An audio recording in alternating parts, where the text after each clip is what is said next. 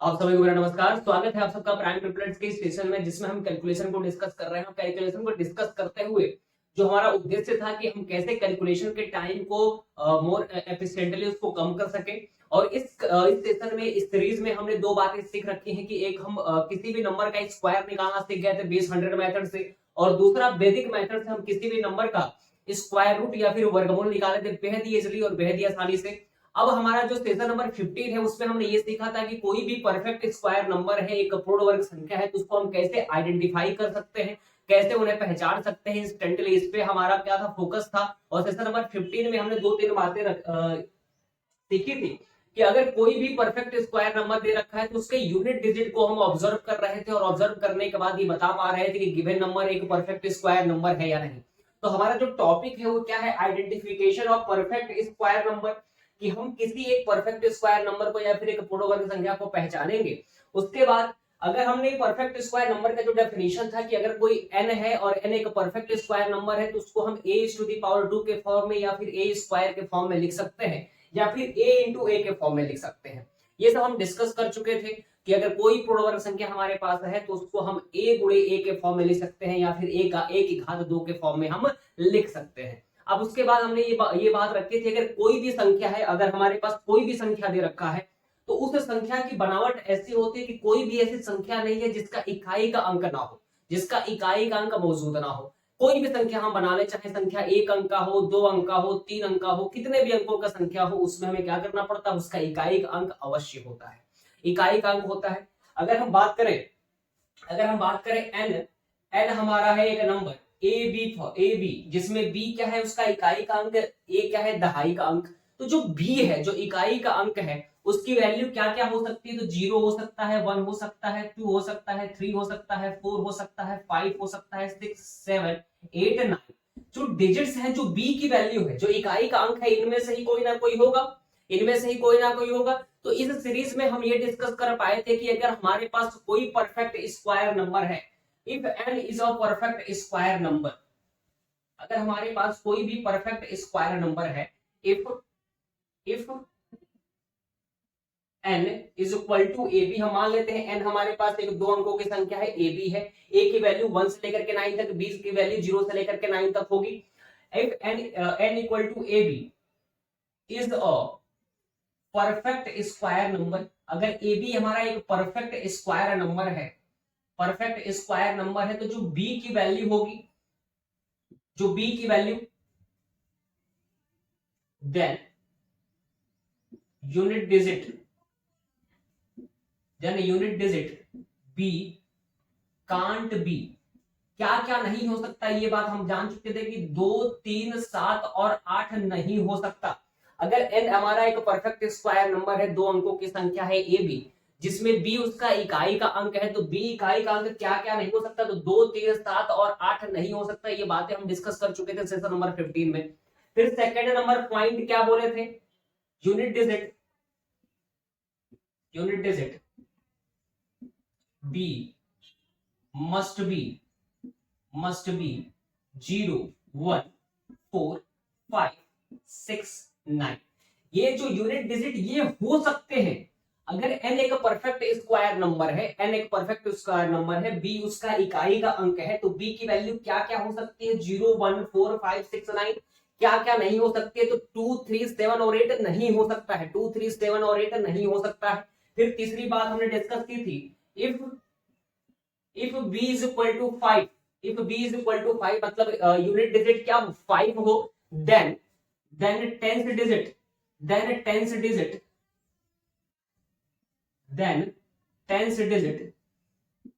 Must be 2। अगर अगर कुछ ऐसा होता है कि हमारा ए बी एक परफेक्ट स्क्वायर नंबर है, तो बी अगर 5 ए है तो हमारा ए क्या होगा, हमेशा 2 होगा। अगर इकाई का अंक 5 आ जाता है परफेक्ट स्क्वायर नंबर का, तो उसका दहाई का अंक सदैव क्या होता है, 2। ये बात भी हम डिस्कस कर लिए थे। उसके बाद एक और बात चली थी, एक बात और हम सीखे थे कि अगर जीरो आया है लास्ट में, किसी भी परफेक्ट स्क्वायर नंबर के आखिरी में जीरो आया है, तो जीरो हमेशा जोड़े में आएगा, पेयर में आएगा। या तो 2 जीरो होंगे, या 4 जीरो होंगे, या फिर 6 8 10 ऐसे जीरो होंगे। अगर आखिरी में जीरो आया है, शून्य आया है किसी भी परफेक्ट स्क्वायर नंबर में, तो हमेशा वो जोड़े में आएंगे। इसका हमने क्या लिखा था कि चौथा पॉइंट ये डिस्कस किया था कि zero always comes in pair, हमेशा किस में आता है, पेयर में आता है, हमेशा किस में आता है, पेयर में आता है। तो चार बातें हम डिस्कस कर चुके थे सेशन नंबर 15 में कि n हमारा अगर कोई परफेक्ट स्क्वायर नंबर है, n हमारा एक अपूर्ण वर्ग संख्या है, मान लिया कि n जो है 2 अंकों की संख्या है और वो क्या है, पूर्ण वर्ग है या फिर एक परफेक्ट स्क्वायर नंबर है, तो उसका इकाई का अंक 2 3 7 8 नहीं हो सकता, उसका इकाई का अंक 0 1 4 5 6 9 हो सकता है। उसके बाद अगर इकाई का अंक 5 आया है तो दहाई का अंक हमेशा 2 होगा। फिर उसके बाद हमने ये क्या किया था, अगर जीरो आया है किसी भी परफेक्ट स्क्वायर नंबर में, किसी भी पूर्ण वर्ग संख्या है, आखिरी में अगर शून्य आया है तो उसमें शून्य हमेशा हमेशा जोड़े में आएगा, या तो 2 शून्य आएंगे, या तो 4 शून्य आएंगे, 6 शून्य आएंगे, 8 शून्य आएंगे, मतलब सम संख्या होगी शून्यों की। इसके बाद जब हम पांचवा पॉइंट अब सीखने जा रहे हैं, उसमें हमें ये ध्यान रखना है कि हमें पहले इवन नंबर के बारे में जानना है। इवन नंबर होते क्या है, सम संख्या क्या होती है। तो इवन नंबर का डेफिनेशन ये होता है कि किसी भी नंबर को अगर हम 2 से डिवाइड कर दें और रिमाइंडर हमें 0 मिल जाए तो उन्हें हम बोल देते हैं इवन नंबर, या फिर सम संख्या उन्हें बोल दिया जाता है। या फिर ऐसी सारी संख्याएं जिनका 2 एक गुणनखंड होता है उन्हें हम इवन नंबर बोलते हैं। जैसे 4 क्या है, 4 एक इवन नंबर है। 4 एक इवन नंबर है, क्यों? क्योंकि 4 को जब हम 2 से भाग देंगे तो हमारा जो रिमाइंडर होगा, जो शेषफल होगा, वो 0 आएगा। तो 4 को हम बोल रहे हैं कि 4 is an even number, 4 is an even number. इसकी एक प्रॉपर्टी होती है कि किसी भी इवन नंबर या फिर सम संख्या को हम वर्ग कर दे, हम वर्ग कर दे तो हमेशा हमें क्या मिलने वाला है, इवन नंबर मिलने वाला है या फिर सम संख्या मिलने वाला है। अगर हम किसी भी सम संख्या का वर्ग कर देते हैं, तो हमें जो उत्तर मिलने वाला है वो भी सम संख्या ही आएगा। या फिर किसी भी ऑड या फिर विषम का हम वर्ग कर देते हैं, किसी भी ऑड नंबर या फिर विषम का हम वर्ग कर देते हैं तो हमें क्या मिलने वाला है, विषम मिलता है या फिर ऑड मिलता है। अगर एग्जांपल ले ले हम, अगर हम 2 का स्क्वायर कर देते हैं, 2 इज एन इवन नंबर, हमने 2 का स्क्वायर किया, हमें 4 मिला, 4 is also an even number. हम 3 का स्क्वायर कर देते हैं, 3 इज एन ऑड नंबर, जब हमने 3 का स्क्वायर किया तो हमें 9 मिलता है और 9 is also an odd number. अब यदि हम सम का वर्ग करते हैं तो हमें सम मिलने वाला है, हम विषम का वर्ग करते हैं तो हमें विषम संख्या मिलने वाली है। अब इस पे ही आगे हम डिस्कस करेंगे। तो सम संख्या का डेफिनेशन हमको पता चला कि अगर कोई भी संख्या है उसको हम 2 से भाग देते हैं तो रिमाइंडर अगर हमें शेषफल 0 मिल जाता है तो उस संख्या को हम बोलते हैं सम संख्या। यदि हम 2 से भाग देते हैं और हमें शेषफल 0 नहीं प्राप्त होता है तो हम उसे बोल देते हैं विषम संख्या। जैसे 3 हमारा क्या है, एक विषम संख्या, क्योंकि जब 3 को हम 2 से भाग देंगे तो हमारा जो शेषफल आ जाएगा 0 ना करके 1 आ जाएगा, इसलिए हम 3 को बोल देते हैं एक विषम संख्या।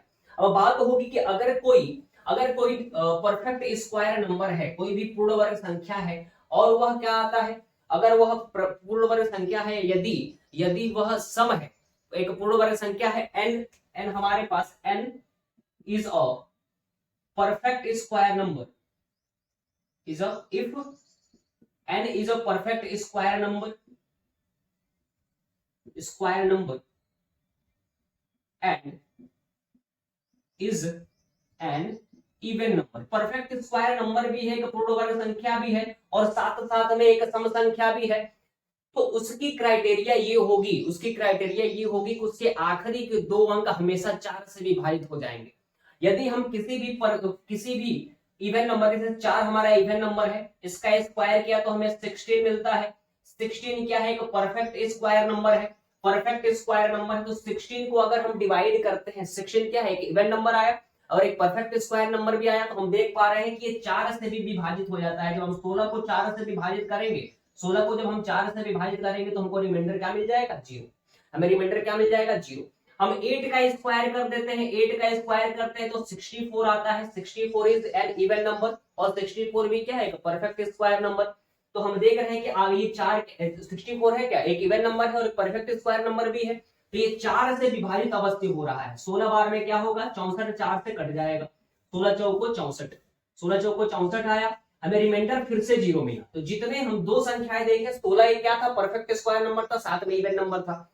64 एक परफेक्ट स्क्वायर नंबर है और साथ में इवन नंबर है। तो हम ये दोनों संख्याएं देख रहे हैं कि इवन है तो ये 4 से भी विभाजित अवश्य हो रही है। फिर अगर हम क्या करें, और भी एग्जांपल्स ले लें, हम ले लेते हैं 10 का स्क्वायर। 10 का स्क्वायर होता है 100। 100 क्या है, एक इवन नंबर है इवन नंबर भी है और साथ में क्या है, एक परफेक्ट स्क्वायर नंबर भी है। अगर हम 100 को 4 से डिवाइड करेंगे तो हमें रिमाइंडर कितना मिल जाएगा, 0। जब हम 100 को 4 से डिवाइड कर देते हैं, 100 को जब 4 से डिवाइड करेंगे तब भी हमको रिमाइंडर कितना मिलने वाला है, 0।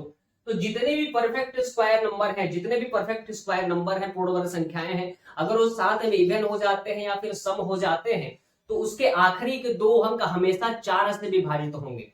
जैसे अगर हम बात कर ले 14 के स्क्वायर की, 14 के स्क्वायर की बात कर ले, जब हम 14 का वर्ग करते हैं तो हमें मिल जाता है 196। जब हम 14 का स्क्वायर करते हैं मतलब 14 इंटू 14 करते हैं तो हमको मिल जाता है 196। 196 क्या है, एक परफेक्ट स्क्वायर नंबर है, साथ में क्या है, एक इवन नंबर भी है, मतलब सम संख्या भी है, एक पूर्ण वर्ग संख्या है और साथ में एक सम संख्या भी है। हमने देखा कि अगर ये सम संख्या है और साथ में पूर्ण वर्ग संख्या है तो 96 क्या होता है, 4 से पूर्ण वर्ग से विभाजित चला जाता है। 4 दूना 8, 9 में से 8 गया 1, यहाँ पे आ जाएगा 6, 4 चौको 16। हम देख पा रहे हैं कि 96 भी किससे डिविजिबल है, 4 से।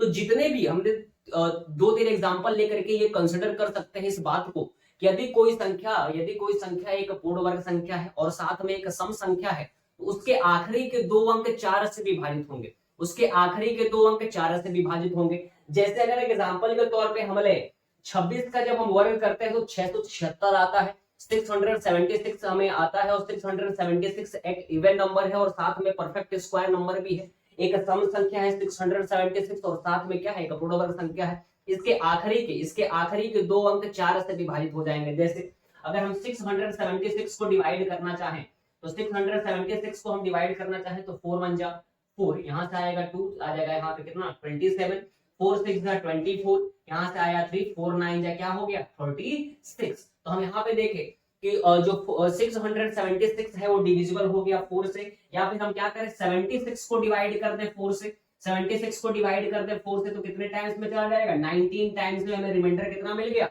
0।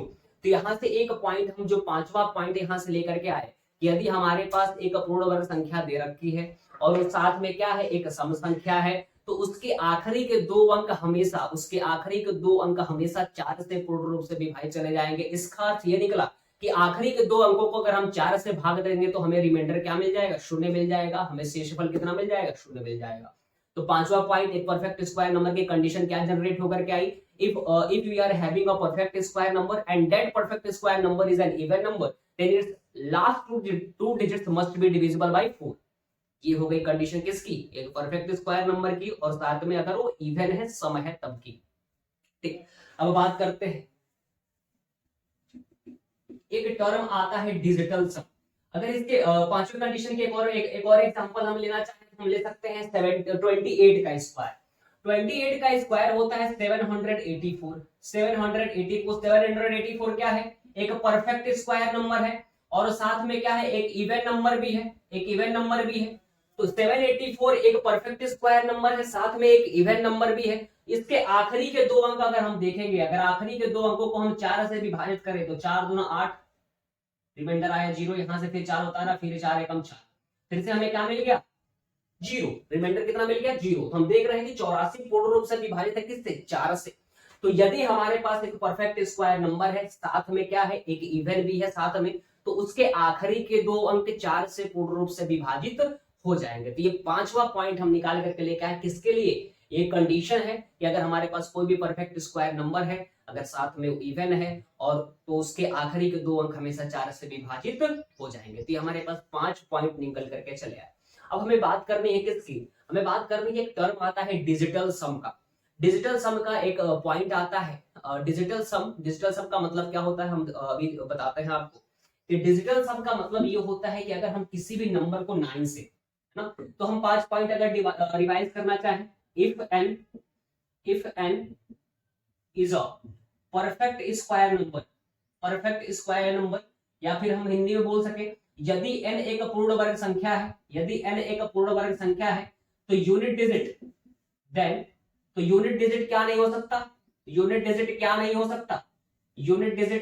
सकता, 2 3 7 और 8 नहीं हो सकता। ठीक, उसके बाद यूनिट डिजिट हो क्या सकते हैं, इकाई का अंक 0 हो सकता है, 1 हो सकता है, 4 हो सकता है, 5 हो सकता है, 6 हो सकता है, 9 हो सकता है। ये हो सकते हैं। कब की कंडीशन है? जब n एक परफेक्ट स्क्वायर नंबर निकल कर चला आता है। और यूनिट डिजिट की बात की जाती है, यूनिट डिजिट का मतलब होता है इकाई का अंक या फिर वंश डिजिट भी उसको बोल देते हैं। उसके बाद if a unit digit is 5, if a unit digit is 5 then tens digit must be 2। यदि किसी भी पूर्ण वर्ग संख्या का इकाई अंक 5 है तो उसका दहाई अंक 2 होगा। Zero always comes in pair, हमेशा किस में आएगा? जोड़े में आएगा। अगर आखिरी में शून्य आया है तो या तो 2 शून्य आएगा, या तो 4 शून्य आएगा, या तो 6 शून्य आएगा, या तो 8 शून्य आ गया। फिर पांचवा हमने बोला कि if n is an even number, अगर n एक क्या निकल जाता है? Even number, then last two digits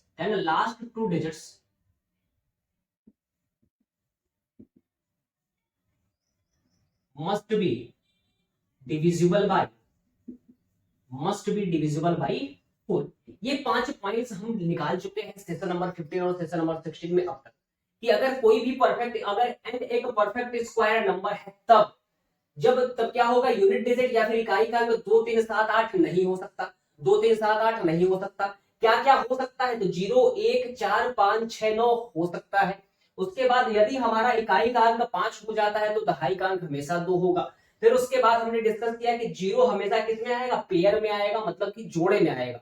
अकेला नहीं आ सकता, 3 शून्य नहीं आ सकते, आखिरी में 5 शून्य नहीं आ सकते, 7 शून्य नहीं आ सकते। उसके बाद एक पांचवा पॉइंट हमने डिस्कस किया कि अगर यदि हमारे पास एक कोई परफेक्ट स्क्वायर नंबर है, साथ में वो इवन है, तो उसके आखिरी के 2 अंक हमेशा 4 से विभाजित होंगे। आखिरी के 2 अंक किससे विभाजित होंगे? 4 से। अब एक छठा पॉइंट निकल करके आता है, एक टर्म आता है डिजिटल सम का। डिजिटल सम का मीनिंग ये होता है कि किसी भी नंबर को यदि हम 9 से भाग दे, 9 से हम भाग दे, तो जो भी शेषफल हमें मिल जाता है वही उसका डिजिटल सम कहलाता है उस पर्टिकुलर नंबर का। जैसे हमने बोल दिया 13 एक नंबर है, 13 का डिजिटल सम क्या होगा? डिजिटल सम क्या होगा? तो इसको करेंगे कुछ नहीं, हमें करना क्या है? इसको 9 का विभाज्यता चेक कर लेंगे और जो भी रिमाइंडर बच जाएगा वही हमारा इसका क्या कहलाएगा? डिजिटल सम। तो डिजिटल सम डीएस ऑफ 13 कितना निकल करके आया? 4। डिजिटल सम क्या निकल करके आया? 4। मतलब कि 9 से भाग देने के बाद कोई भी संख्या हमको दे रखी है, अगर उसको हम 9 से भाग दे दें, जो भी शेषफल बच जाता है, जो भी रिमाइंडर आता है, वही क्या कहलाता है? उसका डिजिटल सम कहलाता है। वही क्या कहलाता है? डिजिटल सम कहलाता है। यदि हम किसी भी संख्या को 9 से भाग दे, जो भी हमें शेषफल प्राप्त हो जाता है वही उसका क्या कहलाता है? डिजिटल सम। डिजिटल सम। अगर बात करें डिजिटल सम की, तो 9 के विभाज्यता के एक नियम होता है, 9 के विभाज्यता का एक नियम होता है, या फिर 3 का विभाज्यता का भी नियम वही होता है कि जब हम डिविजिबिलिटी रूल पढ़ेंगे नंबर सिस्टम में तो इसको डिस्कस करेंगे कि अगर कोई भी संख्या जिसे हमें करना है, ये चेक करना है, जिसे हमें ये परखना है कि वो संख्या 9 से विभाजित है कि नहीं, तो उसके अंकों को आपस में जोड़ दीजिए, उसके अंकों को आपस में जोड़ दीजिए, उसके बाद उसको 9 से भाग दे दीजिए। यदि हम यहाँ पे देख पा रहे हैं कि अगर हम 1 3 का चेक करना है डिविजिबिलिटी बाई 9, डिविजिबिलिटी बाई 9, इसके अंकों को जोड़ते हम, तो 3 + 3 करेंगे 4 आ जाएगा। अब 4 को ही भाग दे दे 9 से, 9 शून्य शून्य टाइम 9 शून्य शून्य हो जाएगा, 4 में शून्य जाएगा 4, तो हमें रिमाइंडर कितना मिल गया? 4। जब हम 4 को 9 से भाग देंगे तो हमें रिमाइंडर कितना मिल जाएगा? 4। तो यदि हमें किसी भी संख्या का 9 से विभाज्यता चेक करना है, परखना है, तो उसको क्या करें? उसके अंकों को आपस में जोड़ दे, है ना। तो डिविजिबिलिटी रूल ऑफ 9 क्या होता है कि हमें क्या करना होता है? सभी डिजिट्स को, गिवन नंबर के सारे डिजिट्स को आपस में ऐड कर देना होता है, और जो भी उसके बाद उनको 9 से डिवाइड कर देते हैं, जो भी रिमाइंडर आता है वही क्या हो जाएगा? उसका डिजिटल सम। तो अगर हमें डिजिटल सम चेक करना है, डिजिटल सम क्या होता है परफेक्ट स्क्वायर नंबर का, तो डिजिटल सम हम समझ पाए। अगर हमें कोई बोले कि 16 का डिजिटल सम बताइए, 16 का डिजिटल सम बताइए 16 का, तो क्या करेंगे? 6 + 1 कर देंगे 7। अगर 9 से छोटा आता है तो वही उसका डिजिटल सम हो जाएगा। अगर 9 के बराबर आता है तो 0 आ जाएगा, ठीक। अगर 9 से बड़ा आता है तो क्या करेंगे? 9 से बड़ा आता है तो उसको एक बार और डिवाइड करके देख लेंगे। जैसे हमारे पास एक क्वेश्चन है क्या? 49 है, 49 का डिजिटल सम हमें निकालना है, तो 4 + 9 कर लेंगे, 4 + 9 क्या हो जाता है? 14। इसका भी फिर से डिजिटल सम निकाल लीजिए, 1 + 3 कर दीजिए 4, तो 4 क्या हो जाएगा? 39 का डिजिटल सम। 4 क्या हो जाएगा? 39 का डिजिटल सम। अब क्या कर लेना है? यदि हम चेक करना चाहें 64 का डिजिटल सम अगर हम चेक करना चाहें तो 6 + 4 कर देंगे 10 आ जाएगा। 10 1 + 1 + 0 फिर से कर ले, कितना आ गया 1। ये क्या निकल करके आया डिजिटल सम ऑफ 64। अगर कोई बोले 81 का डिजिटल सम बताए तो 8 + 1 कर लेंगे 9 9 आ जाएगा। 9 को 9 से डिवाइड करेंगे तो हमारे पास डिजिटल सम कितना आ जाएगा 0। डिजिटल सम कितना आ जाएगा 0। जो भी रिमाइंडर बचता है उसी को हम बोल देते हैं डिजिटल सम। अब क्या कर लेना है, कोई बोले 121 का डिजिटल सम बताइए, करना कुछ नहीं है, 1 + 2 + 1 कर लेंगे, कितना आ जाएगा 3। 3 क्या हो जाएगा डिजिटल सम, 3 हमारा क्या हो जाएगा डिजिटल सम। अब क्या कर ले, कोई बोले कि 144 का डिजिटल सम बताइए, 144 का कोई पूछता है हमसे डिजिटल सम बताने के लिए, तो 4 + 4 कर लेंगे, प्लस में 1 कर लेंगे, कितना आ जाएगा 9। 9 डिजिटल सम हो गया, या फिर डिजिटल सम क्या हो जाएगा 0। 9 का डिजिटल सम 9 भी बोल सकते हैं या फिर 0 बोल सकते हैं, 9 तो 9 से डिविजिबल है ही। अब क्या कर लेना है, अगर कोई हमसे पूछता है कि 196 का डिजिटल सम निकालिए, तो 1 + 9 कर लेंगे, प्लस में 6 कर लेंगे, तो 6 + 9 15 होता है, 15 + 1 16 होता है, फिर 6 + 1 कर दिए तो 7 आ गया। फिर हमें क्या मिल गया डिजिटल सम 7 आ गया। जब हम इसको बेहद ही ध्यान से देखेंगे तो जो डिजिटल सम होता है परफेक्ट स्क्वायर नंबर का, जो डिजिटल सम होता है परफेक्ट स्क्वायर नंबर का डिजिटल सम हमेशा क्या आता है, तो 0 आ जाएगा, 1 आ जाएगा, 4 आ जाएगा, 7 आ जाएगा, 9 आ जाएगा, यही हमारे क्या आ जाएंगे डिजिटल सम। डिजिटल सम का हमने मीनिंग क्या था, एक अलग से कॉन्सेप्ट है डिजिटल सम से, ऑप्शनल अप्रोच से बहुत बढ़िया से क्वेश्चन लगते हैं। डिजिटल सम अगर मल्टीप्लिकेशन में हम यूज करना चाहे, एडिशन में यूज करना चाहे, कैलकुलेशन को काफी इजी कर देता है। डिजिटल सम एक अलग से पार्ट है नंबर सिस्टम का ही, उसको हम पढ़ेंगे। उसके बाद यहाँ हम देख रहे हैं कि डिजिटल सम एक परफेक्ट स्क्वायर नंबर के कंडीशन में क्या आता है, या तो 0 आ सकता है, या तो 1 आएगा, या तो 4 आएगा, या तो 7 आएगा, या तो 9 आएगा। 9 को हम फिर से क्या बोल सकते हैं 0 ही, 9 को 9 से भाग देंगे, हमें सिंपल क्या मिलेगा 0। तो डिजिटल सम का मीनिंग यही निकला कि हमें क्या करना है, 9 के विभाज्यता का 9 के विभाज्यता को जांच लेना है, और 9 के विभाज्यता को जांचने का ये अर्थ है तो उसके सारे अंकों को हम जोड़ दें। अगर 9 से बड़ा आता है तो एक बार और जोड़ दे, 9 से छोटा आता है तो वही बराबर वही क्या हो जाएगा उसका डिजिटल सम। अगर 9 के बराबर आ जाता है तो 0 हो जाएगा, या फिर हम 9 ही बोल सकते हैं।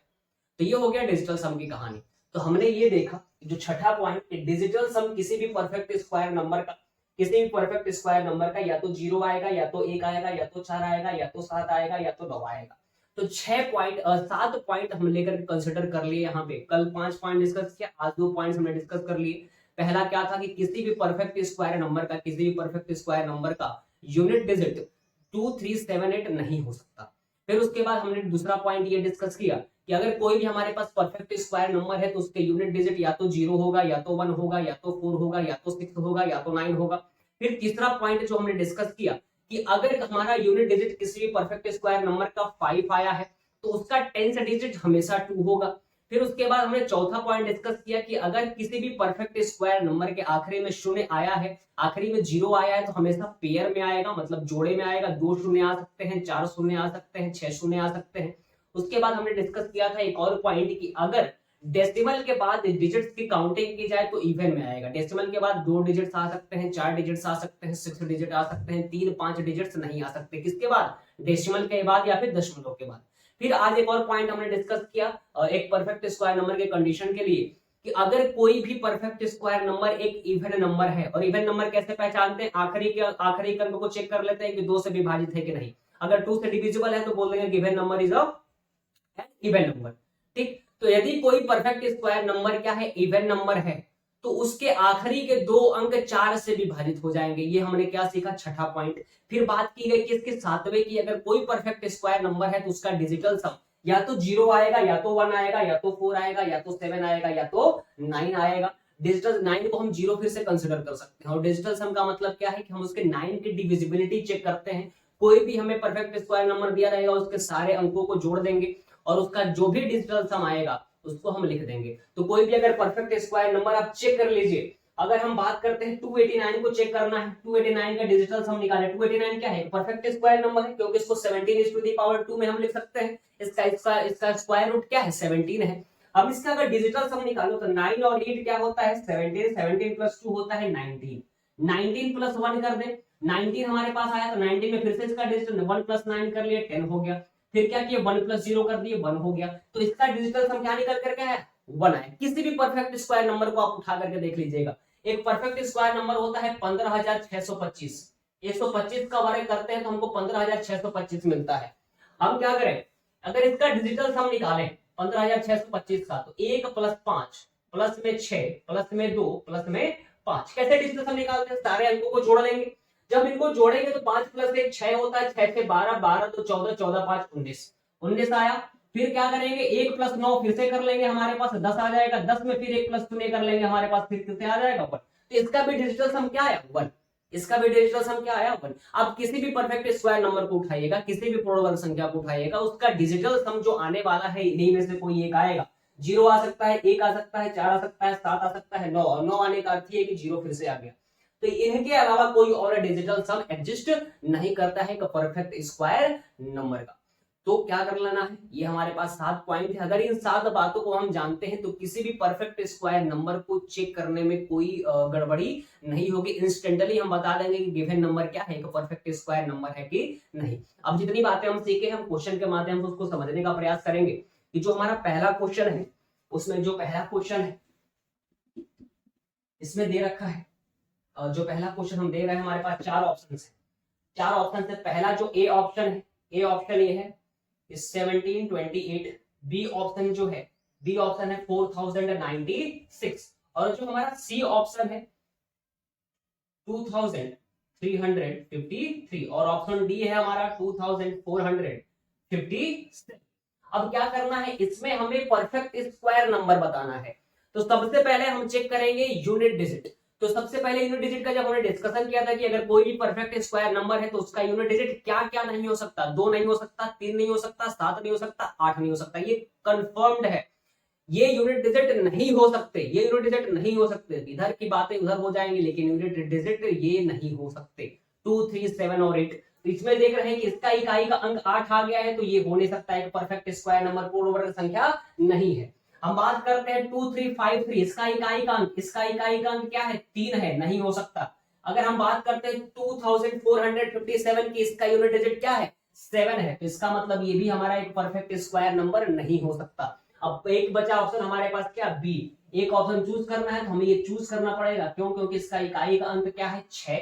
0, 1, 4, 5, 6, 9 हो सकते हैं। क्या नहीं, क्या क्या नहीं हो सकते, 2 नहीं हो सकता, 3 नहीं हो सकता, 7 नहीं हो सकता, 8 नहीं हो सकता, ये नहीं हो सकते। क्या क्या हो सकता है, 0, 1, 4, 5, 6, 9, ये हमारे क्या है, ये यूनिट डिजिट हो सकते हैं, ये यूनिट डिजिट हो सकते हैं। तो पहला क्वेश्चन हमने सॉल्व किया। अब नेक्स्ट क्वेश्चन को देखते हैं कि क्वेश्चन वही है कि निम्न में से कौन एक अपूर्ण वर्ग संख्या है।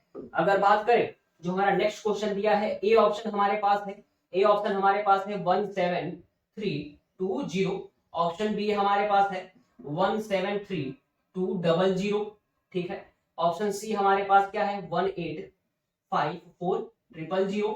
ऑप्शन डी हमारे पास क्या है 64 और 4 जीरो और दे रखे हैं, ठीक। अगर इसमें हम देखते हैं, हमने बोला था जो एक पॉइंट हमने डिस्कस किया था कि अगर शून्य आ जाता है, अगर 0 आ जाता है आखिरी में, तो शून्य हमेशा पेयर में आएगा, जोड़े में आएगा। हम यहाँ पे देख रहे हैं कि इसमें एक शून्य आया है, पेयर में आया है क्या, नहीं, इसको हम नहीं ले सकते। इसके बाद हम देखते हैं कि यहाँ पे 3 शून्य है, यहाँ पे कितने शून्य है, 3 शून्य है, तो ये भी नहीं हो सकता। अब बात आती है यहाँ पे कि 173200 पेयर में है, जोड़े में आया है शून्य, यहाँ पे भी क्या आया है, जोड़े में आया है। लेकिन बात यहाँ फंस रही है कि जब हम इसको देखते हैं 1732 इंटू में क्या है 100, इसका स्क्वायर रूट हमें पता होना चाहिए। तो जब हम इसका स्क्वायर रूट करेंगे तो 10 आ जाएगा, लेकिन आखिरी में क्या बच जाएगा 1732। तो इसका भी एक परफेक्ट स्क्वायर नंबर होना आवश्यक है। लेकिन क्या है 1732 के आखिरी में क्या है 2 है, यूनिट डिजिट क्या है 2 है, इसलिए एक परफेक्ट स्क्वायर नंबर नहीं हो सकता। तो ये भी नहीं हो सकता। हमारे पास ऑप्शन क्या बचा, हम बोल देंगे given number is a perfect square number. तो 2 क्वेश्चन हम डिस्कस कर लिए। अब तीसरे पे चलते हैं। तीसरा हमें दे रखा है, तीसरा हमें दे रखा है कि ए ऑप्शन है हमारे पास 17343, ऑप्शन बी है 97923 ऑप्शन सी है हमारे पास 97686 और ऑप्शन डी है 10627। क्वेश्चन ऐसे पूछ सकता है which of the following is a perfect square number. या फिर ये बोल देगा कि निम्न में से कौन एक पूर्ण वर्ग संख्या है, या फिर ये भी पूछ सकता है कि इनमें से निम्न में से किसका वर्गमूल मुमकिन है, किसका वर्गमूल हमें प्राप्त होगा, या फिर किसका वर्गमूल एक पूर्ण वर्ग संख्या आएगी, ऐसे भी पूछ सकता है। यहाँ पे देख रहे हैं कि एक तो पहली बात, जब इसको हम अप्लाई किए तो इसका इकाई का अंक 3 दिख गया, ये नहीं होगा। फिर हमने बात किया था कि अगर कोई भी परफेक्ट स्क्वायर नंबर है, उसका यूनिट डिजिट अगर 5 आ रखा है तो उसका 10th डिजिट हमेशा 2 होगा। लेकिन यहाँ पे इसका यूनिट डिजिट 5 तो है, लेकिन 10th डिजिट 2 ना होकर के क्या है 3, और 2 बराबर है क्या 3 के, तो ये नहीं हो सकता। कैसे इसको हम परखे, इसको कैसे एनालाइज किए, कैसे ऑब्जर्व किए कि अगर हमारा कोई भी परफेक्ट स्क्वायर नंबर है, उसका यूनिट डिजिट 5 आया है, तो उसका जो 10th डिजिट होगा हर एक परिस्थिति में हमेशा 2 ही होना चाहिए, लेकिन यहाँ पे 2 ना होकर के क्या है 3 है, इसलिए इसको बोल देंगे क्या, ये given number is not a perfect square number. हम बात करते हैं किसकी, 97686 की, तो ये क्या है, एक इवन नंबर है, बिल्कुल है। अब इवन नंबर है, इसको अगर परफेक्ट स्क्वायर नंबर बनना है, इसके आखिरी के 2 अंक 4 से विभाजित हो जाने चाहिए, 4 से विभाजित होने जाने चाहिए, लेकिन यहाँ पे समस्या ये आ गई कि ये 4 से विभाजित नहीं हुए, क्योंकि रिमाइंडर कितना आ गया, रिमाइंडर कितना आ गया 2 आ गया। तो क्या समस्या है, तो क्या दिक्कत है इसके साथ, ये 4 से विभाजित नहीं हुआ। परफेक्ट स्क्वायर नंबर होने की कंडीशन क्या है कि अगर कोई भी नंबर इवन नंबर है तो साथ में क्या होना चाहिए, 4 से विभाजित भी होना चाहिए, 4 से क्या होना चाहिए, विभाजित होना चाहिए। और हम ये देख पा रहे हैं कि एक इवन नंबर है और परफेक्ट स्क्वायर नंबर बनने के लिए इसको क्या चाहिए कि इसके आखिरी के 2 अंक 4 से विभाजित हो जाए।